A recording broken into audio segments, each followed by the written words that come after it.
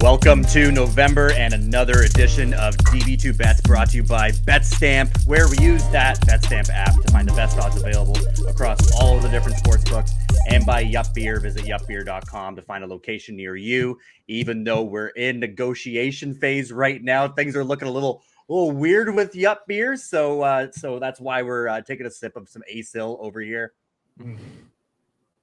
Gotta lock that shit down. What's going on? It's your host Josh Elijah, along with Birdman. Jesse, how you doing? Yo, what's going on, boys? Having a good week? Yeah, just grinding through it. You know, weekend's almost here, baby. You know what? I feel like I actually had a pretty decent weekend because I had other things that were going on, so I didn't get to watch a lot of Sunday football, and that means that I was away from the tube for a bit. And I put down minimal bets, and the ones that I did were just value bets. So I feel like I actually enjoyed it a little bit more, and actually did okay. I think I went 4 for 5 this weekend, so I'm really not doing too bad. But the stress, I mean, that's the difference from being out and doing things and going out and doing shows and stuff, as opposed to sitting on your couch and literally betting on every fucking game that's on the tube. You're not constantly refreshing and stressing out. Refreshing and trying to figure out what the player props are for the 4 o'clock games and trying to save myself from bleeding out on the 1 o'clock. So with that being said, though, we're bringing on a good pal of mine.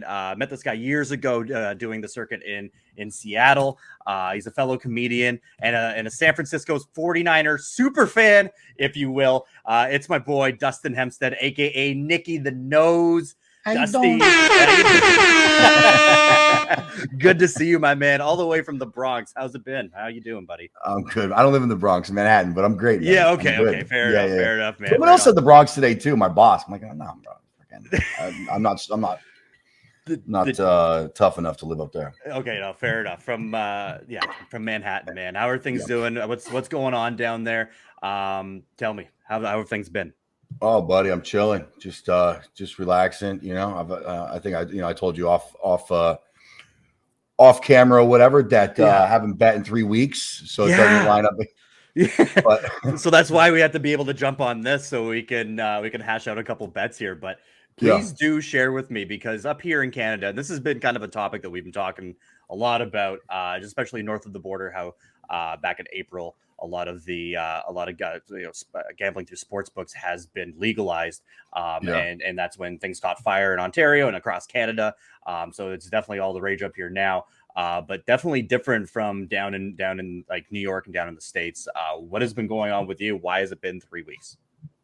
So I snapped, dude. I had the first 2 weeks of the NFL. I was I lost 8 out of 10. So I was 2 for 10, something terrible. I was just getting annihilated, dude. Mm-hmm. There's no chance I could pick anything right. Week 1, week 2 is just you don't know what's coming at you, especially after that week 1, man. It was just fucking abysmal. Yeah. So I think it was maybe the end of week. I don't know. Whenever it was, right? It was like a primetime game. Well, there was a Sunday night game, Monday night, Thursday. I don't remember. But whatever team I bet on the first series, the other team just threw a bomb, 80 yards, touchdown. And I was like, fuck this, dude. I could just tell I was going to lose. I was done. I put I don't know, probably put 5 units on the game. I bet the game heavy. Yeah. So I was pissed. Boy. Yeah. So I went on FanDuel and I immediately canceled my account, forgetting that I had money in there still, number one. Yeah. I actually got my email back from them today from me canceling my account. Oh man, they sent me a check for $15. Hey, there you go. There it is. Jesus, go put that in a DraftKings account. That's huge. But what that's from is because I also had FanDuel daily fantasy account, and I was still in the middle of that game, and I didn't check till the next morning. But although I lost the game, my daily fantasy picks were dead on. They murdered it. So I was like, fuck. And it was the $1 million one. So I was like, dude, I bet you Murphy's Law is I won $250K. I'll never know. I can't get back in the account because my picks murdered it. Even you got to pick one shitty one. Yeah. Everyone crushed. So I emailed them. I'm like, hey, I canceled, but can I know how I did last night?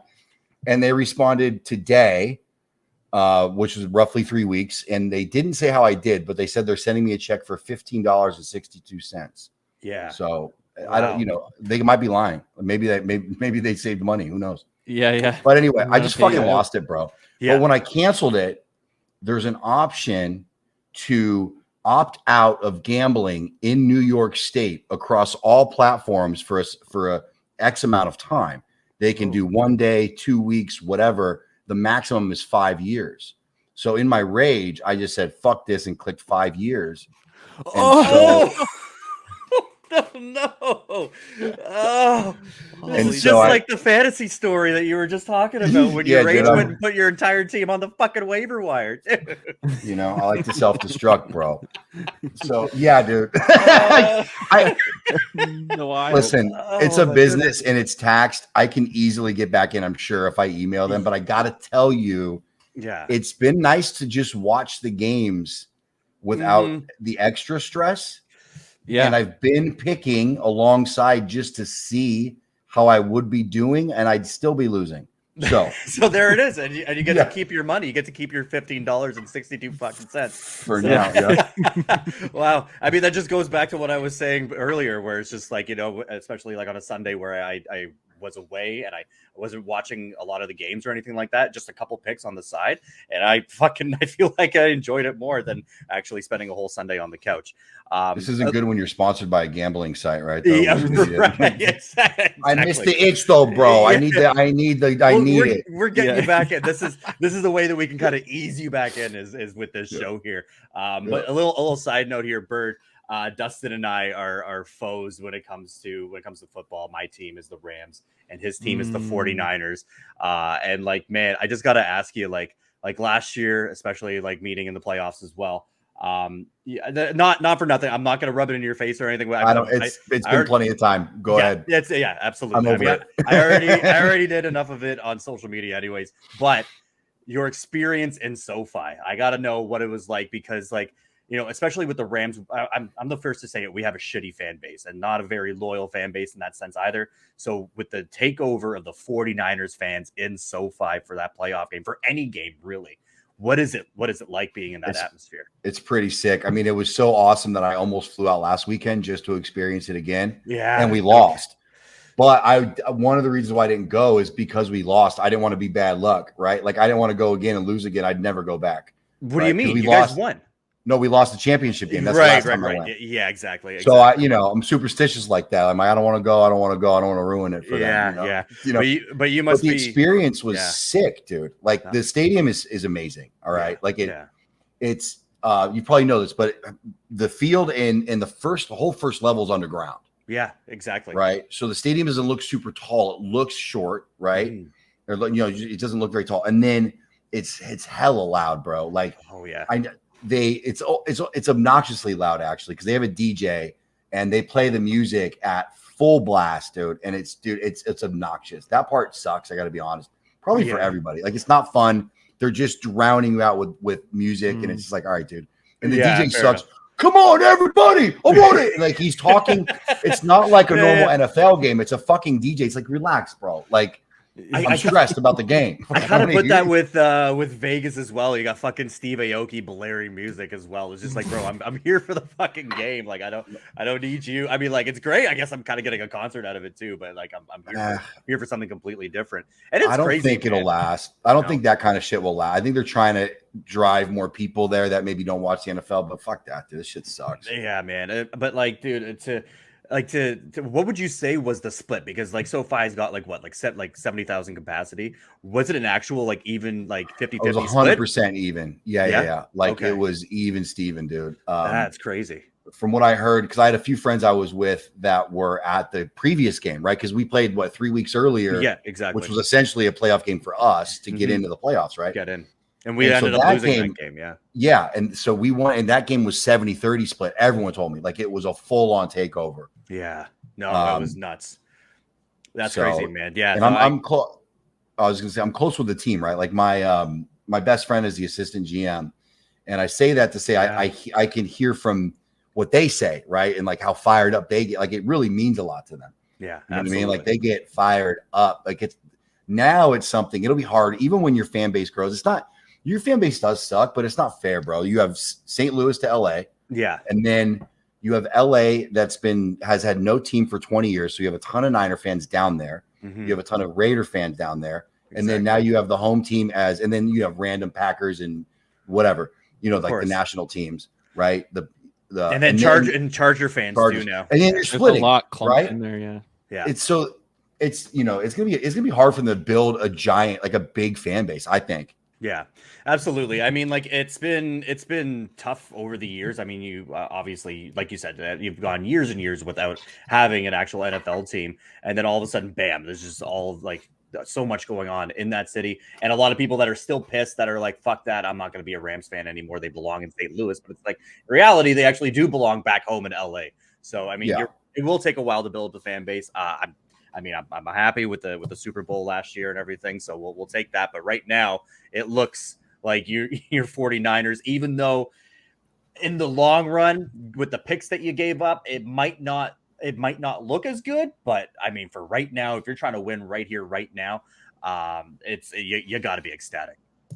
Of course, bro. I mean, I'm excited, but it's with Jimmy at quarterback, dude. You go from excited to I love Jimmy. Like I didn't want to, I felt bad when they got rid of him. I understood.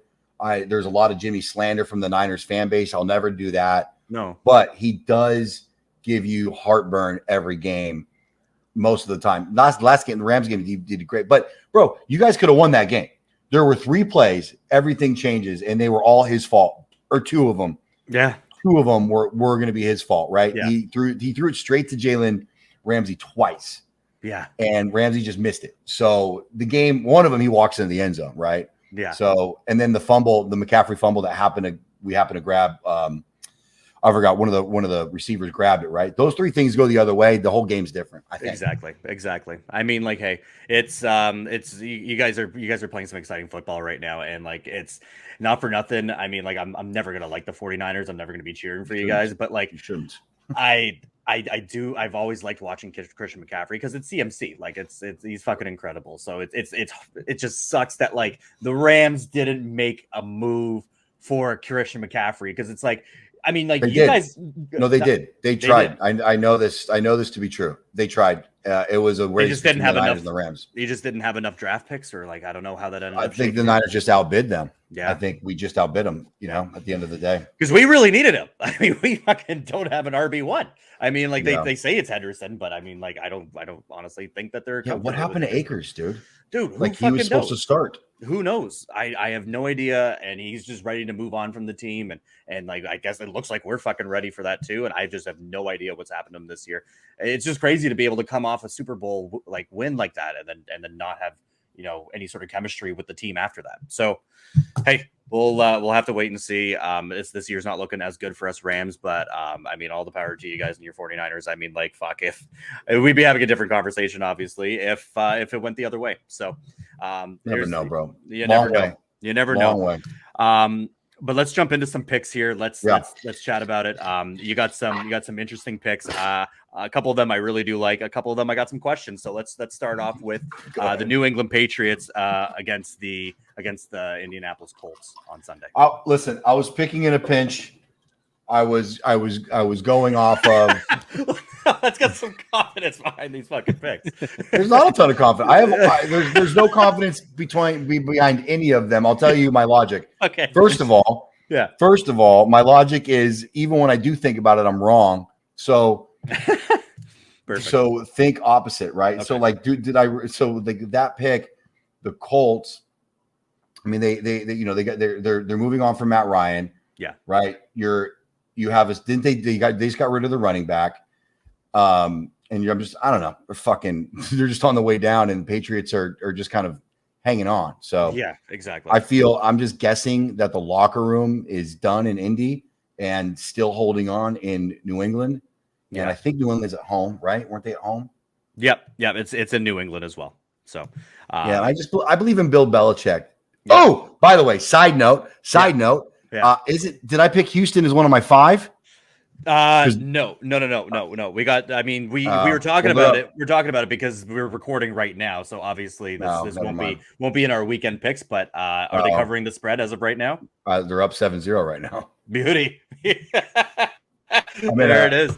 I mean, Sorry. like, if we were to play it, we would have taken them at plus 13. That's a lot of points to be able to make up. You got to do it. And we also That's did the 20 under. now. Yeah. We also took the under for that game right now as well, because I've read this interesting stat that the majority of the time, I think it's like somewhere upwards to like 78% of the time, if the spread is over 9.5 points. Yeah, I saw that. Then the under, you have to go with the under because it wins like 7 out of 10 times or 8 out of 10 times. So you bet whatever the under is on that. And we got that at 46.5. So, I mean, hey, if you're watching this, yeah, I mean, like, hey, let's see how this ended up panning out. But that's why this is going to be released, obviously, on November 4th, Friday. And so we make our picks for November 6th. So games happening. Gotcha. Yeah. So that that one is probably my that was the last one I picked when I was going through it. Yeah. And it was just, Colts are kind of rebuild and figure out what's going on. And Patriots are still trying to fight. And I trust Bill Belichick, and I think he sells the locker room. That's it. Simple. You know what? And at the end of the day, you're right. I mean, like, Indy doesn't really have a clear quarterback. I mean, they're putting in Ellinger. They're going to try and ride with Ellinger, but he looked like to have the same problems that Matt Ryan's been having the entire year. So it's like I don't trust them in that sense. And Jonathan Taylor, one of the bigger number one drafted busts of recent history, is also now got a questionable tag on him for that matchup. So yeah, I totally like it. I like the Patriots at -4.5. And we got that the at Colts get rid of Hines. Hines. Yeah. So there you go. They haven't really. They ended up picking up Hawkins. No, they didn't even pick up Hawkinson. I don't think they actually picked up anything from the trade deadline. So or anything of any notable value, I suppose. So yeah, at the end of the day, I think the Patriots -4.5. I think that's pretty easy. When we were talking, we were looking at some sports books that were at -5.5, but we were able to find -4.5 at -115 odds available on FanDuel. So that is what we're going to roll with when it comes to the Patriots game. Moving along, let's talk the Bears. Now, this one is interesting. This one can go either way, but we got the Bears against the Dolphins. What do you like here? So let me just first say that I love the Dolphins in general. To me, they're the 49ers South right now. Yeah, sure. Yeah, we have Mike McDaniel, the former coach or former offensive coordinator. Yeah. Who, by the way, do you know this? Side note, do you know that his best friend is Dan Soder, comedian? I didn't know that. Oh, that's amazing. Oh, I love that. Together. Oh, no shit. He just seems like a cool guy, and he understands the game, and he seems pretty relaxed, and the locker room loves him too. Like everyone respects him. Like in first year as a head coach and everything. He's a great football mind, and I love that. So that's great. Yeah. So I actually like them as a team. I really do. But this is a game where I was actually just picking against my intuition, to be honest with you. Mm-hmm. Like I was like, Miami's probably got this, and I was like, you're always wrong, bro. Bears. But, so you're fading yourself. I was fading myself 100%. And there's two reasons why. There is some logic behind it, right? Behind that. One is I think it's pretty safe. I wonder, I would like to see what the percentages are, but I think underdogs are generally a safer pick. Probably like 52% of the time or something like that. To cover, yeah. Yes. I mean, we're looking at +4.5. So I mean that is pretty attainable. Yes, I mean, and they can win the game outright. They're also starting to hit their stride. Mm-hmm. Okay, they're playing at home. They beat us, and I think we're better than both of those teams. But they can put it together. Granted, that game was all rainy, but I think the Dolphins, as good of a team as they have on paper, are actually overvalued because there's some kind of excitement behind them. Yeah, and I think the Bears in general are undervalued. I don't think either team is great, but I think that the public and people in general, more money is going to go to Miami because they're just kind of a flashy, exciting team. Yeah, absolutely. On paper. Absolutely. And you know what? I'm surprised that the spread is actually as tight as it is. I thought Miami would have a little bit more. I think they're maybe giving them a couple points because it is in Chicago. Sure. But we're seeing +4.5 at -110. That's also available on FanDuel, which is funny because we're seeing a lot of good odds here coming from FanDuel. Here's the thing, though. Justin Fields, great quarterback. He's got to be top 12 this year. And I mean, like, even like I was watching a couple of things online today as well. And you look at the quarterbacks from that draft class, like who is actually better than Justin Fields today out of that draft class? Trey Lance, but besides that, yeah, but aside from Trey Lance, but he's injured, right? So it's I'm kidding. So I mean, like, I think you got to give him a little bit more respect than that. I like plus 4.5. You know, we've got Montgomery and Herbert as well. I think, and hey, maybe if they integrate Clay Chasepool as well, they picked him up at the deadline. Who knows? I mean, like they could have a couple pieces. Here's the thing: is that they did lose by 20 to the Cowboys. So it's just like if we're going to put the Dolphins and the Cowboys, which a lot of people are putting them in that sort of, if they're in the top 5, a lot of people have them as their 4th and 5th. If they can get blown out by the Cowboys by 20 or more, then that might kind of lean the other way, which is my only hesitation towards this. But I do actually like the Bears. Huh. I do actually like the Bears. So he's 25th in yards, by the way. I'm looking right now. Is he? Fields. Yeah. Okay. Well, there you go. Sorry. No, it's okay. Worse than we thought. I was curious. I wasn't trying to prove you wrong. I was surprised. I was actually curious. And only 7 touchdowns. Let's change it. It's too late, man. I've already done some editing on the back end, so we're sticking with it. We've already got this locked in on the Betstamp app. And again, if you want to be able to follow along with any of our picks, download the Betstamp app and use referral code DB2 and find us in the marketplace as we post them all right before we start recording. Nah, fuck it. We're sticking with it. That's definitely a first. I love that. Yeah. Let's change it, bro. No, we're gonna change it. I was kidding. We're gonna have to change it. No. Don't change it. We're sticking with the Chicago Bears. We're going to ride with Justin. We're fading Dustin. Just fade Dustin. Fade the mush. So are we going Dolphins? No, we're sticking with the Bears. No, we're sticking with the Bears. We made our decision. We'll live with our decision. Live with our decision. You know what? We had the same thing that happened a couple of weeks ago as well. Just after we recorded our episode and I started putting things up and doing all the editing and everything, we locked in our picks. Boom. What do we have? We have the trade for Christian McCaffrey to the 49ers.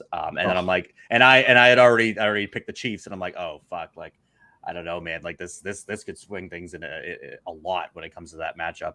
But we had to end up sticking with it.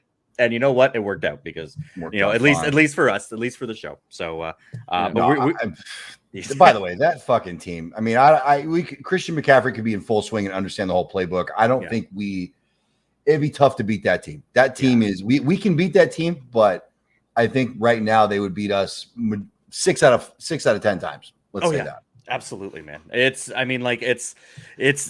team is. I don't know how you can't have them favored to win the Super Bowl this year. Dude. Like it's just like again, if it comes down to the Bills and the Chiefs again, like it's. How do you know? I don't know how you don't take the Chiefs. Like they're just so ridiculous, and this is with them without Tyreek Hill. Like they just somehow happen to start playing better football. So I thought they were giving up. Yeah, go ahead. No.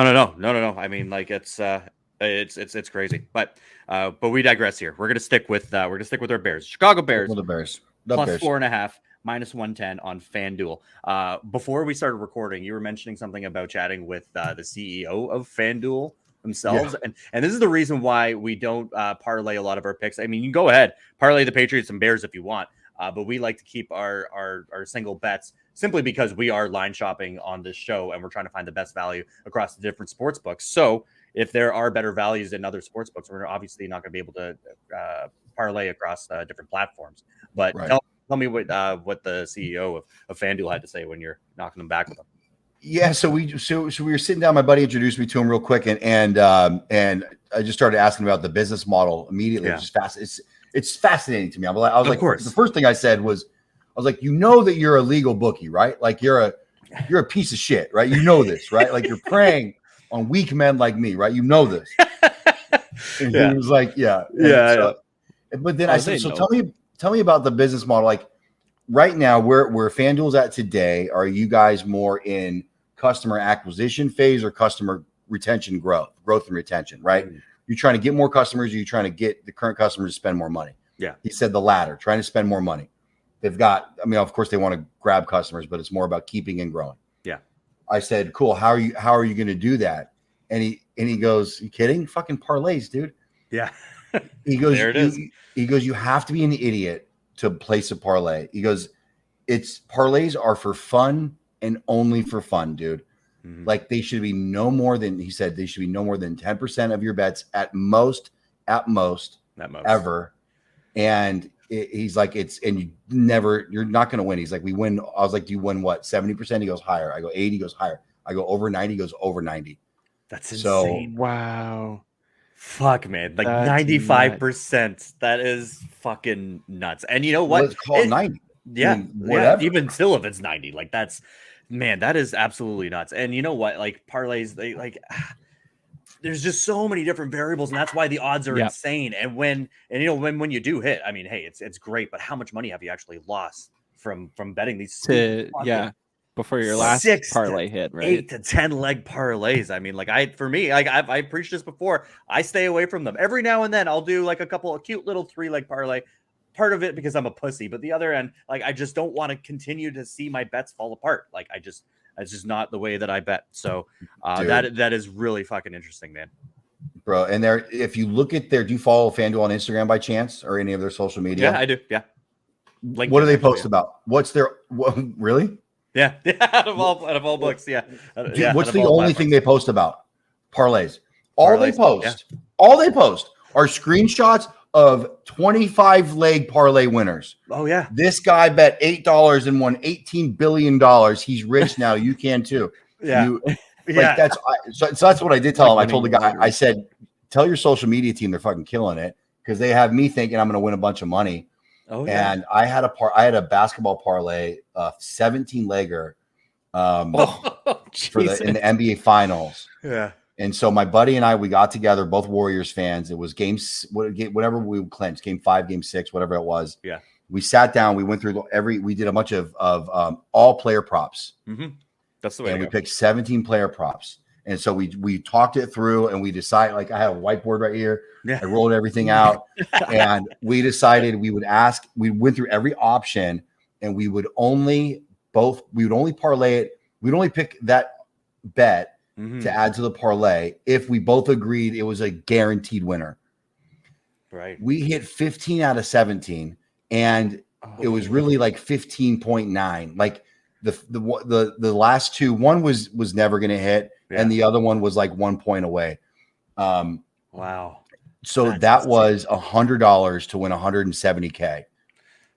Damn. Did they give you the early cash out or? I had the option and I never took it. We got greedy.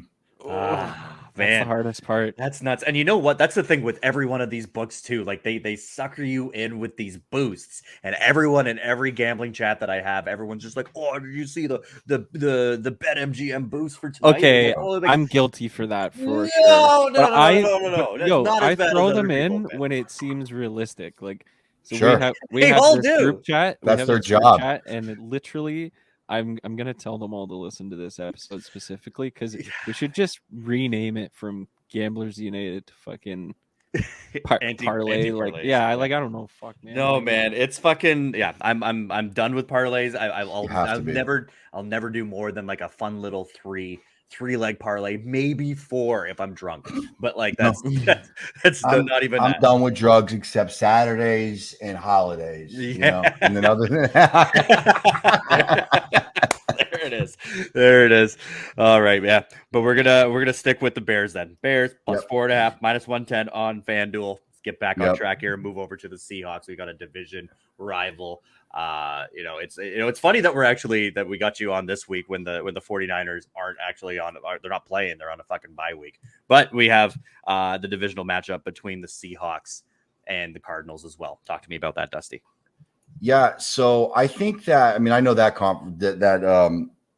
that division really well, obviously, like you do probably, right? Mm-hmm. So I hate the Seahawks, but yes, I'm right here. I'm just very simply I'm picking quarterback and leadership.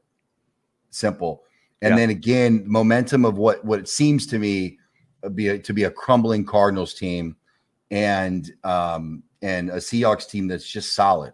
I don't think they're great. I think they're going to make the playoffs, and I think they might beat a team.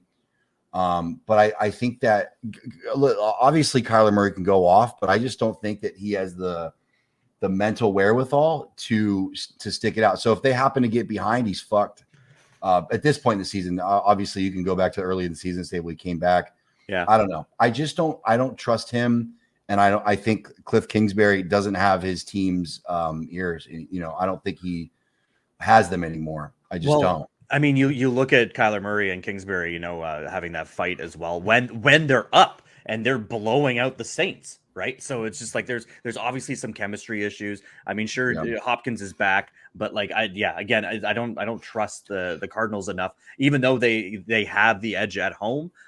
Still, I mean, Geno Smith, they're playing out of their minds, like 5-3 right now. I mean, like good for the fucking Seahawks and for coming out on top of that trade right now, because it's looking a lot better for them, and they got all the assets that they got than the Broncos as well. But I mean, when you got Walker and Lockett, but then you have Metcalf, who has only gone over 75 yards twice this year. So it's like they're doing this with Metcalf underperforming. So it's like, I don't know. I feel like there's a lot of like Carroll's got a good handle on his boys. I think this is one that I really do like, and it's plus 2.5. So I think that's pretty good odds. I like that at minus 110 as well. And we were able to find that on Bet99. Bet99. Bet99. The logic there too is these are two pretty evenly matched teams, and Sure. it's in division. And they're, because they're so even, and all the things I said, I think it just makes sense to go with the underdog and get the points. I mean, I think it's very likely they win the game. Yeah. Although I would very much like the Cardinals to win, so that the Seahawks are knocked down a peg. Yeah. Right. Exactly. Record wise for us, but still, I think for these purposes, like I would never put money on the Seahawks, actually. Yeah. Because I hate them. Just start. And I'd feel sick if I won money off them. Sick. What? Oh man, it just goes to show, like, betting with your heart as opposed to betting with your mind. And you know what? You happen to pick three teams that I fucking can't stand. Like, I fucking hate all three of these teams. But I mean, doesn't mean that we can't win a couple bucks off of them as well. And you hate the Bears? I mean, like, I guess I'm just not. I don't hate the Bears. I don't hate the Bears, but like, I guess they haven't been much of a threat to me. So I mean, I don't know. I mean, what? Like, yeah, I guess I don't know. They're just such like hating your girlfriend's 7th grade boyfriend. Like, who gives a fuck? I mean, I don't like him either, but he's a piece of shit. But he hasn't been a threat for 20 years, dude. Don't worry. Fair enough. I mean, like, they're just. I think they just frustrate me. I don't actually hate the Bears. I think they just frustrate me to watch them and watch that organization. Well, they suck to watch. I mean, they're very boring. Yeah. Very boring football. Absolutely. I'll give you that. Yeah. But we're gonna go with the Seahawks here, and yeah, I'm gonna fucking place a couple bucks on the Seahawks to take them on the spread there at minus 110. And again, that's available on Bet99. Bet99. Bet99. Best. They're one of our favorites. They're ones that we use on a regular basis as well, and we do have some specials that go up there as well. So Betstamp always has a couple boosts that they throw out there. Not talking parlays, not talking these boosted parlays, but there's always the favored juiced odds, if you will. The boosted single odds. The boosted single odds, like fucking Vladdy Guerrero to hit a home run anytime, sort of boost odds. So I'm not sure if we're allowed to say that, but fuck it anyways. Moving along. Jays are out. Who gives a shit? Jays are out. Yeah, who gives a shit? Moving along, we're going to throw in a little NBA pick, and this is one that I've been preaching for a bit, and there's nothing fun about it. There's nothing flashy, but it's Bojan. It's actually kind of funny. Yeah, it's fucking hilarious. Bojan, or however the fuck you say his name, on the Detroit Pistons.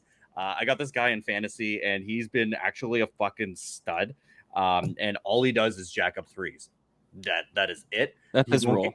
At his role. I mean, like, Quite especially on this Detroit team, there really isn't much options. I mean, you got the Cade Cunningham, and then you got Ivy as well. But like, really, if you want any sort of 3-point opportunities, they're going to come from Bogdanovic as well.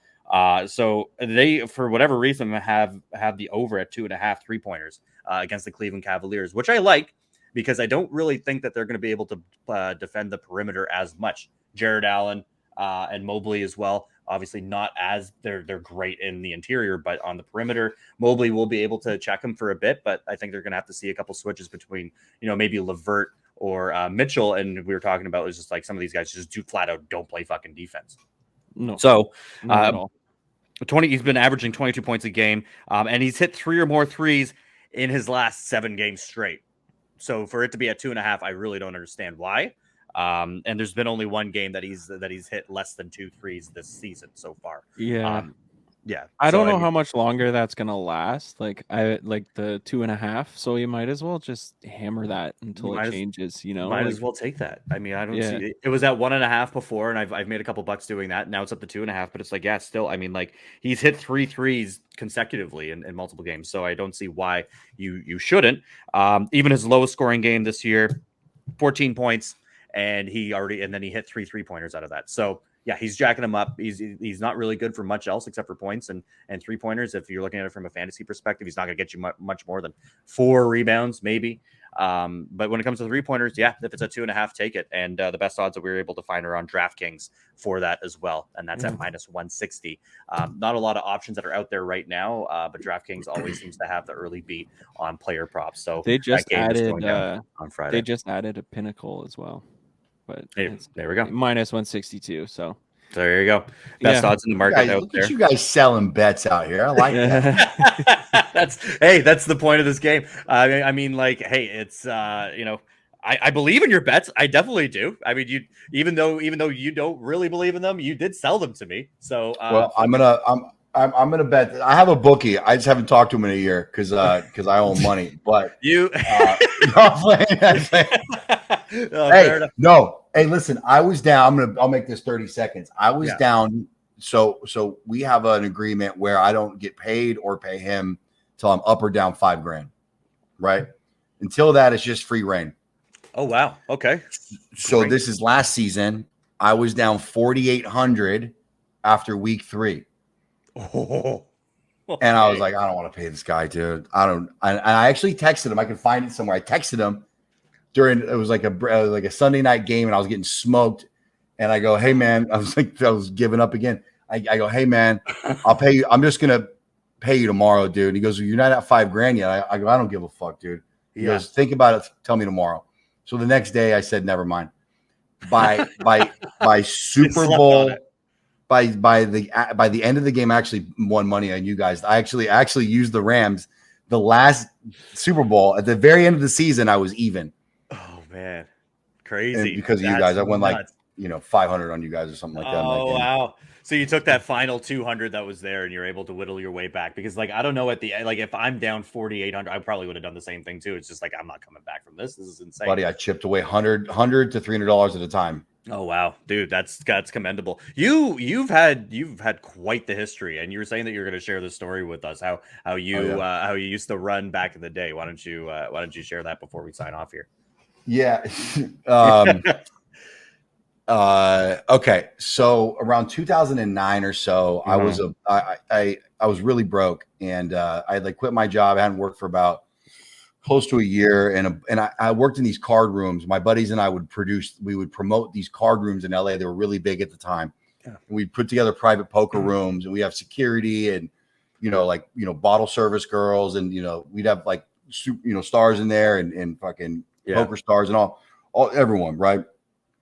And from there, we met some guys that were bookies.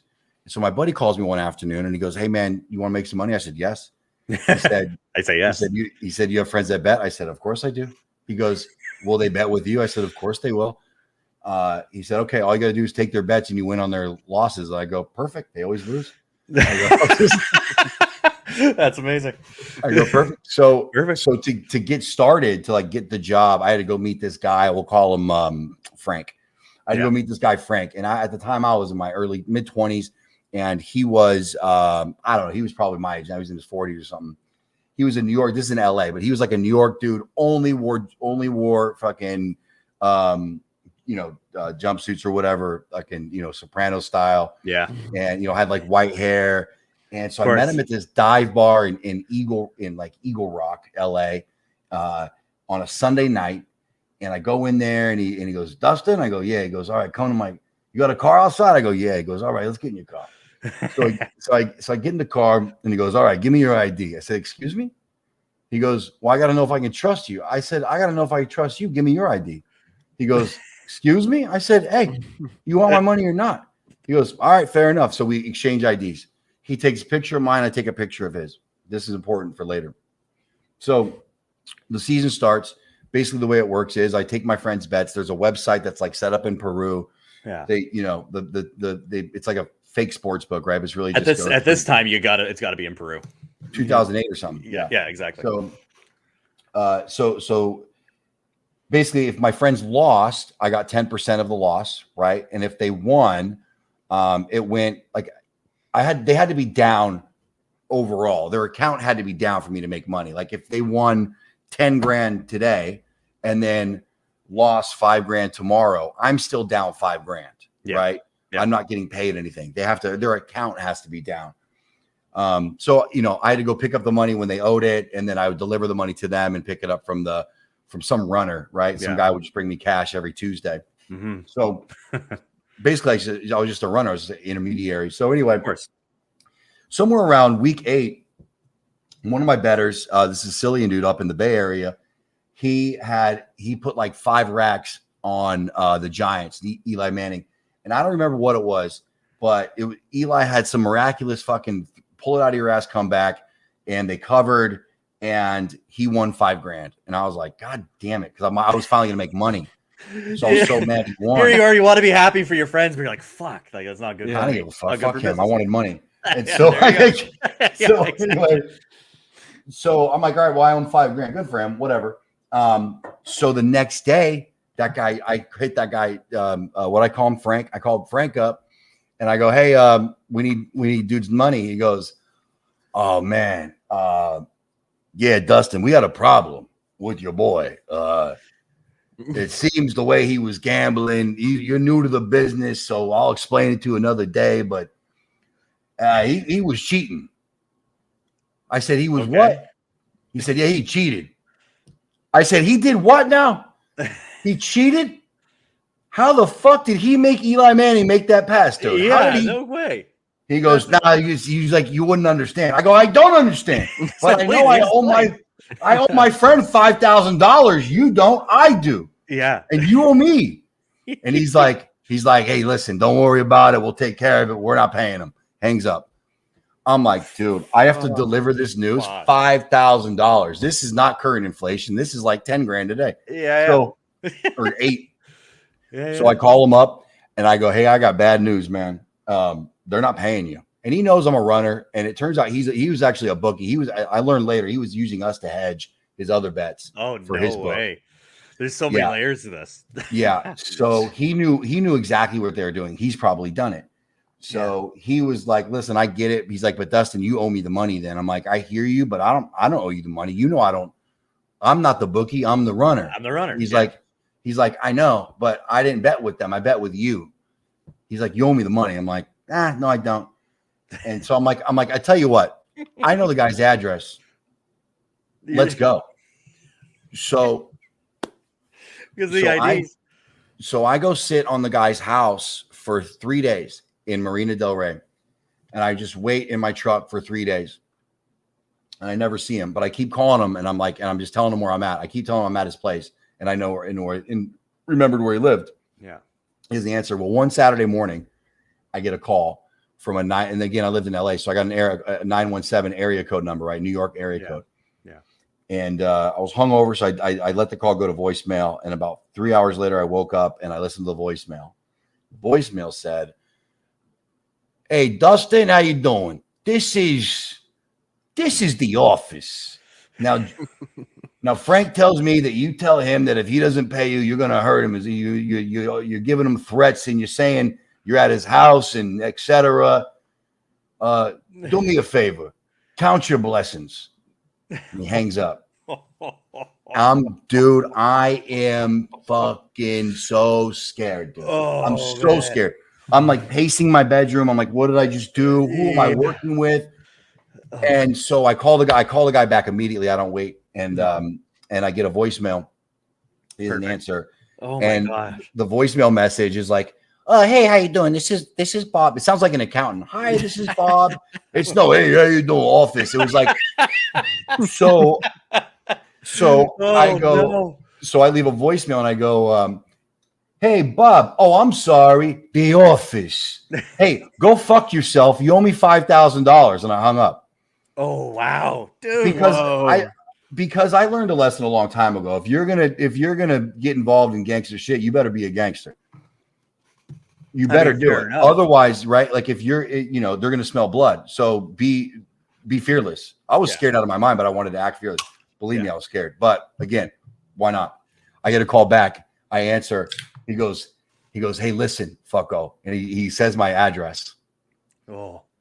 And he goes, how soon you want us to be there? I said, all right, look, man, you owe me money. All right. And I work for you. And I've been bringing you money. I've brought you thousands of dollars over the last 5 weeks. I said, so fuck you guys, man. Give me my money and let's end this relationship. But I owe someone money and you owe me money. End it. He goes, I'll tell you what we're going to do. We're going to give you $1,000. John's going to meet you at the gas station in Santa Monica at 7 p.m. tonight. And we're going to be done. And we're not going to do business ever again.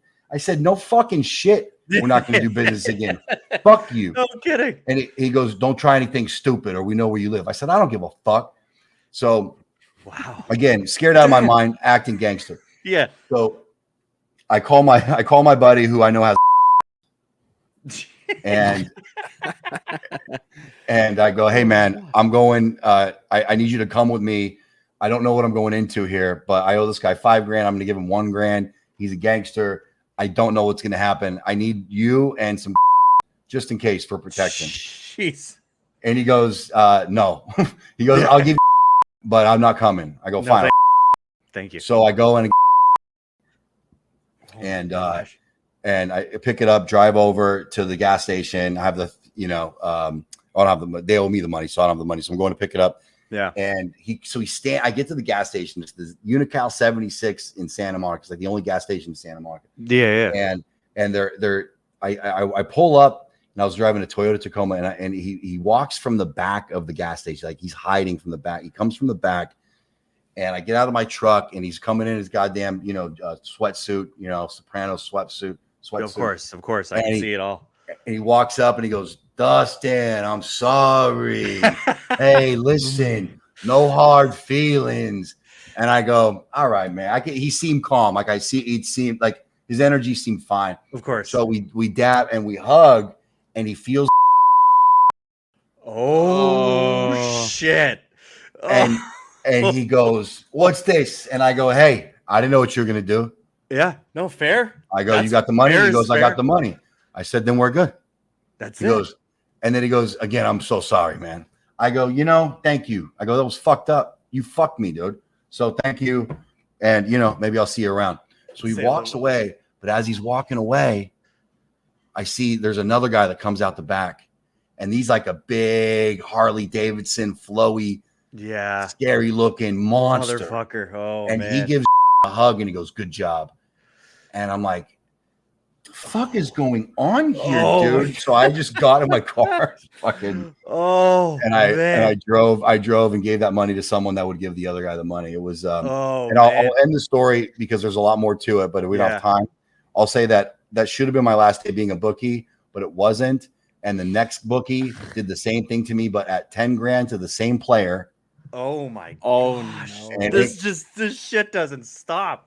And that got really bad, but I'll tell you another time. Yeah, well, that's next time you jump on this show. Yeah, this is a two-parter. We got to get you back on in the next fucking week or something. Like that's insanity. That's Man, incredible, dude.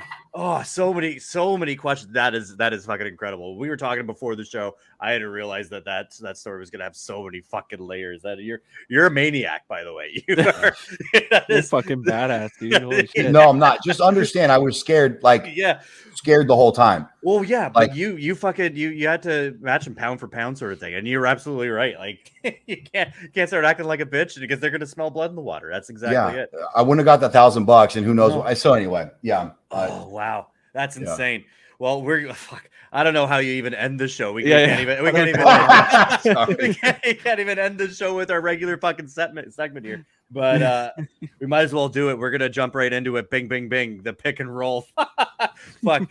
Brought to you by Betstamp, where we use the Betstamp app to find the best odds out there, and by Yup Beer. Visit yupbeer.com to find a location near you. Don't have a Yup in hand, so again, we're just gonna down some of the brown. Cheers, Dustin. Thank you so much for jumping on the show here. Cheers, boys. To wrap everything up here, we're gonna take the New England Patriots plus or minus 4.5 at minus 115. And that is available on FanDuel. And we're also going to take the lock. Is that a lock? We're going to lock it in. This one, this is another lot coming out here. We got the Chicago Bears plus 4.5, minus 110 on FanDuel as well. And then we got the Seattle Seahawks at plus 2.5, minus 110. That's available on Bet99. And then we're going to throw in Bojan Bogdanovic over 2.5 3-pointers, minus 160 on DraftKings as they face the Cleveland Cavaliers on Friday, November 4th. One more time, Dustin Hempstead, thank you so much. My dude, Nicky the Nose, good to see you, my dude. Yeah, we're getting you back on as soon as possible. But for Josh, Elijah, Birdman, and the rest of the DB2 crew and betstamp as well, have yourselves a great week. Talk to you soon. Later. Thanks.